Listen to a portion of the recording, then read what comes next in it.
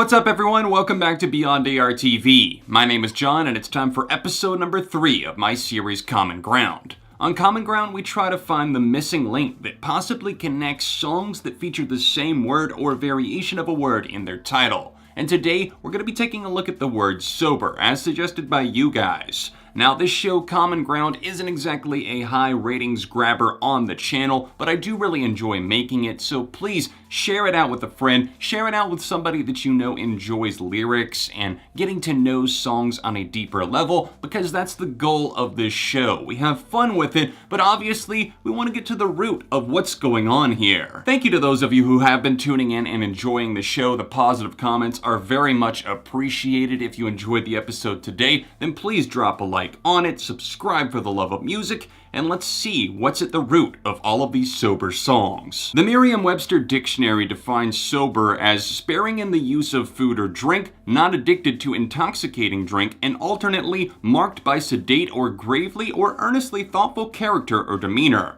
It can also mean unhurried or calm, or subdued in tone or color. To get a better look at and understanding of sober and what it means to a lot of musicians, I've selected 5 different songs, so we're gonna get right into that, starting with Childish Gambino. And now that it's over, I'll never be sober.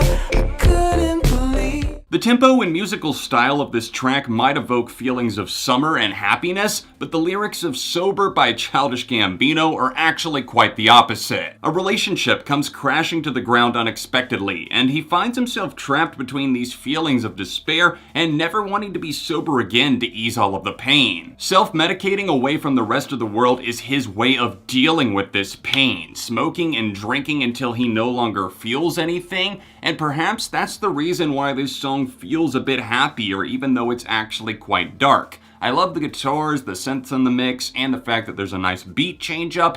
And while all of that's going on, the fact that we're feeling maybe a bit happy about the way the music is coming across, almost a little bit jubilant, maybe perhaps it was given that way because he wants us to feel that way. Once he alters his own mood, maybe that's what he's feeling despite all of the trauma that he's experiencing. The fallout of romance and love is in the air, but the feeling of no longer having to be sober and staying high or drunk forever is the feeling that he's just gonna keep chasing, even though he probably knows himself that that feeling's gonna come crashing down as well. You never call me when you're sober.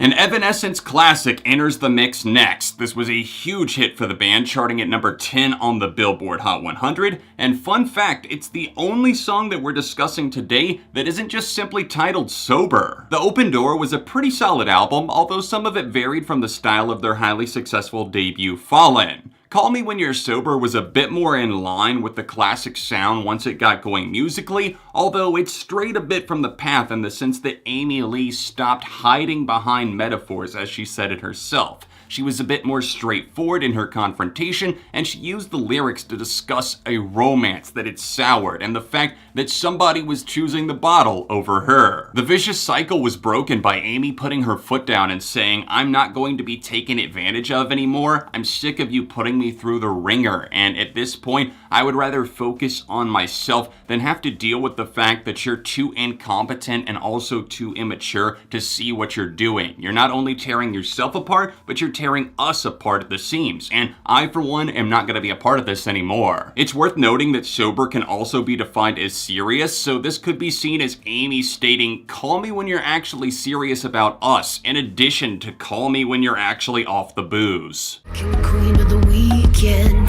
ain't a pill that could touch our rush. But what will we do when we're sober?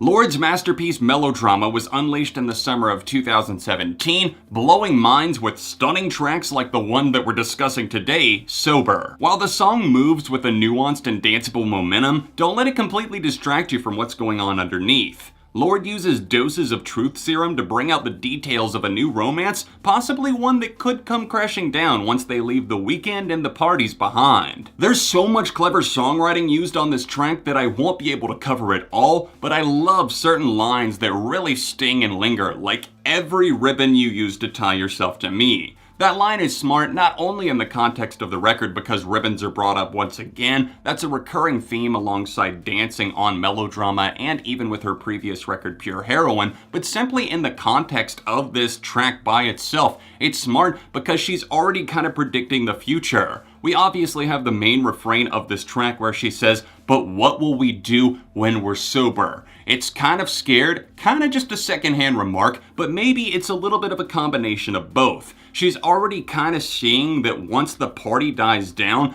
that reality is going to set in, and maybe she wants to detach herself from this guy. But she's already seeing that he's laying down the groundwork for various different ways he can tie himself to her to make this keep going, even if it's not a perfect fit, but she's already maybe ready to distance herself. And I just love the fact that this song is smart not only musically, but there's such a lyrical depth.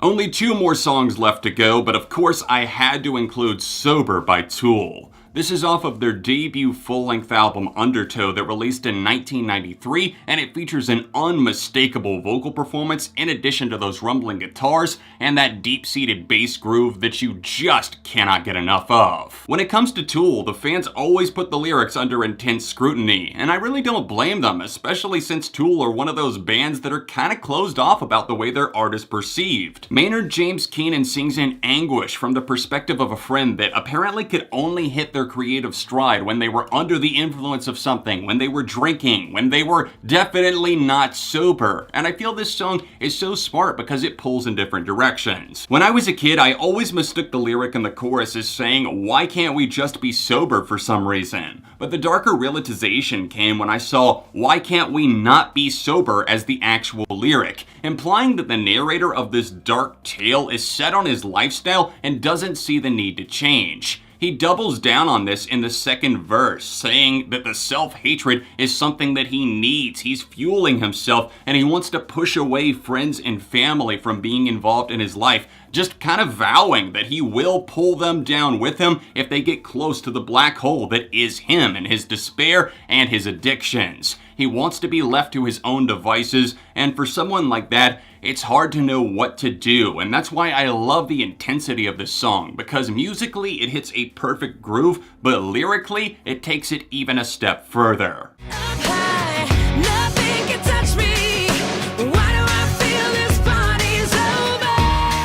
We're going in a completely different direction for my 5th and final pick, which is why I've selected Sober, a hit song, a top 20 hit by the artist Pink. I really admire Pink as a vocalist and as an artist in general, and the world of pop, I definitely feel like she rises above a lot of the time, a lot of the crap that we're kind of inundated with.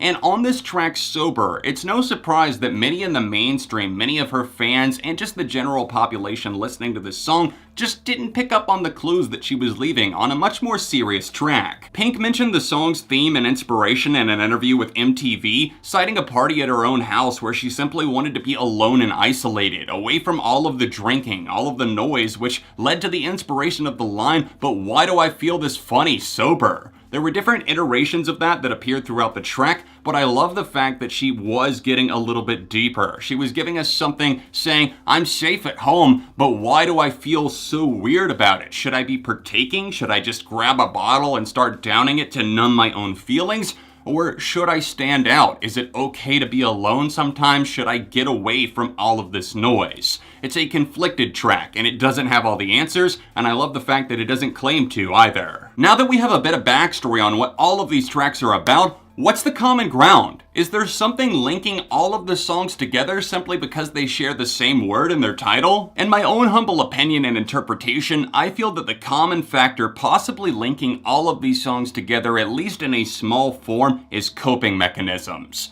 Coping mechanisms are the way that we deal with a situation, whether that be something traumatic, something angry, something sad. It's the way that we process our own feelings and then put them back into the world. The coping mechanism that Tool write about isn't going to be the same one that Childish Gambino penned. It's also not going to be the same as Pink. But at their core, I feel that some form of fear, some form of coping mechanism is present. like on Call Me When You're Sober by Evanescence, for example. That's a track where a coping mechanism is the fact that Amy Lee is actually standing up for herself. Her way of coping with her alcoholic ex is saying, I'm putting my foot down, call me when you're sober. And for Childish Gambino, that coping mechanism is hitting the bottle itself, picking it up and saying, I'm never going to be sober again. Now I'm so high. Let me know in the comments section down below. Do you think my interpretation was correct? And obviously, this is kind of an open door thing. There's a lot of interpretations that could be given. So what could the thing that links all of these tracks be? Feel free to sound off your opinion and let me know a word that you would like to see me tackle for a future episode of Common Ground in the comments section down below. Drop a like on this video while you're at it and subscribe to the channel for the love of music. Don't forget to share out this series because, in a way, I'm not going to say it's on life support, but there's not a ton of people watching and I would love to let this series grow and flourish, so share it out with a friend. Check out the last episodes right here, another recent video here, and I'll see you soon for more on Beyond ARTV.